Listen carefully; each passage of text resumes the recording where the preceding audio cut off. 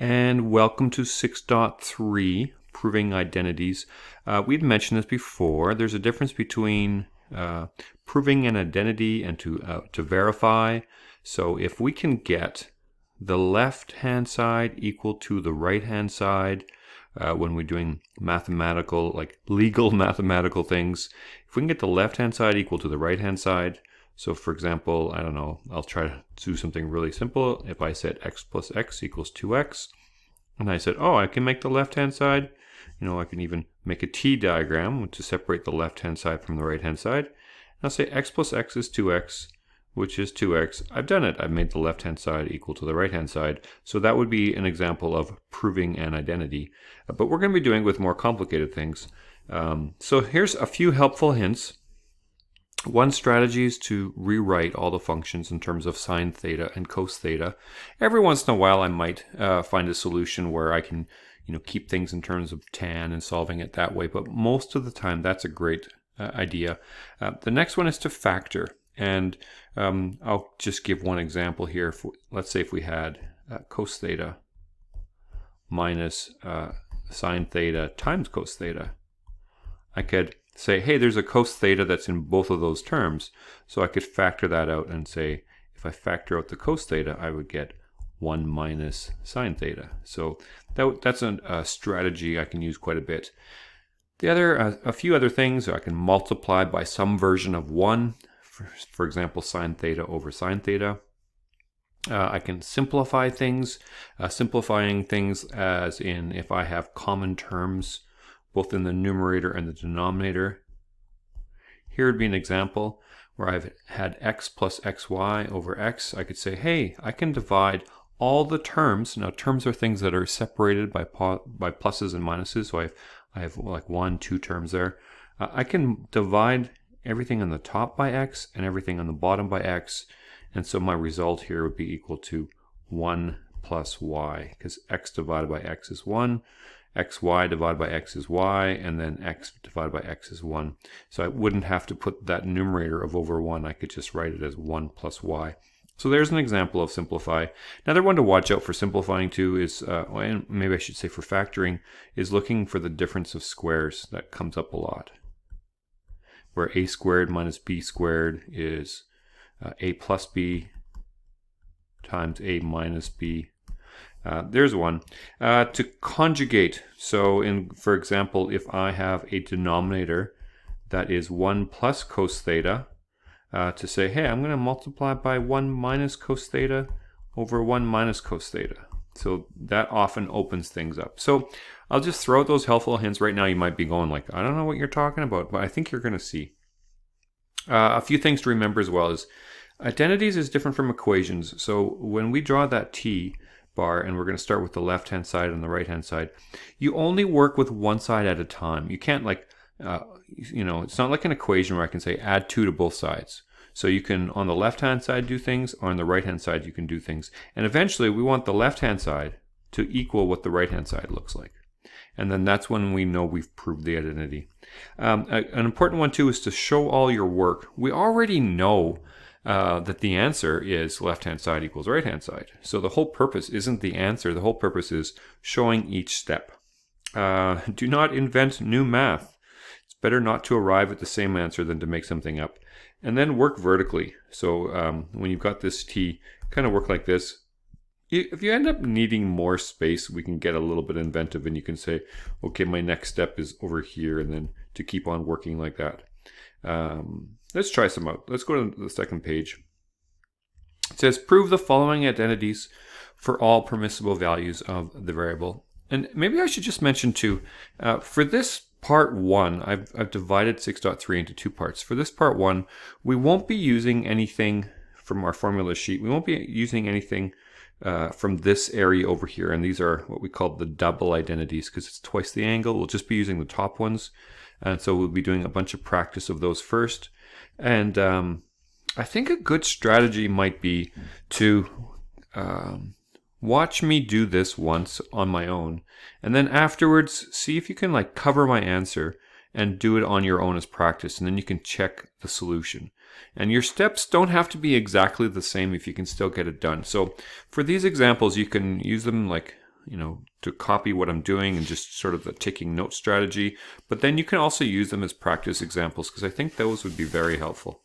So let's try the first one. We're going to start off by drawing.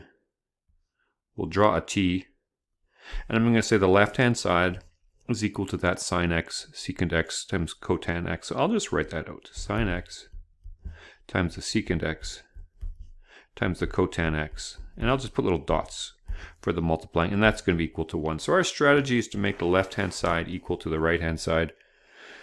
I'm going to use that first idea to separate everything into terms of sine and cos. So here I will get the sine of x multiplied by the 1 over the cos of x times, now cotan is the cos of x over the sine of x.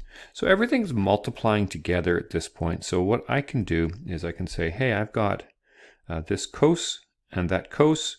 I can divide both the top and the bottom by cos. And since it's all just one term, there's no pluses and minuses here. That's all good to go. And I can also divide the top and the bottom by the sine of x. So what do I end up getting is 1. So here I can say 1 is equal to 1. In other words, the left-hand side is equal to the right-hand side. Done. That seemed kind of fun. Let's try the second one here. 1 plus, okay, so I'll make my t again. Okay, so here I've recopied that first line. So I'm going to take that cosecant theta and rewrite it. So I'm going to get 1 plus sine alpha. And again, we're dealing with alpha, so just make sure that you use the proper variable. All over 1 plus cosecant is the reciprocal of sine, so 1 over sine of alpha. I'm not going to do anything with the right-hand side. The left-hand side is clearly the more complicated one, so I'm going to try to simplify the left-hand side to make it look like the right-hand side.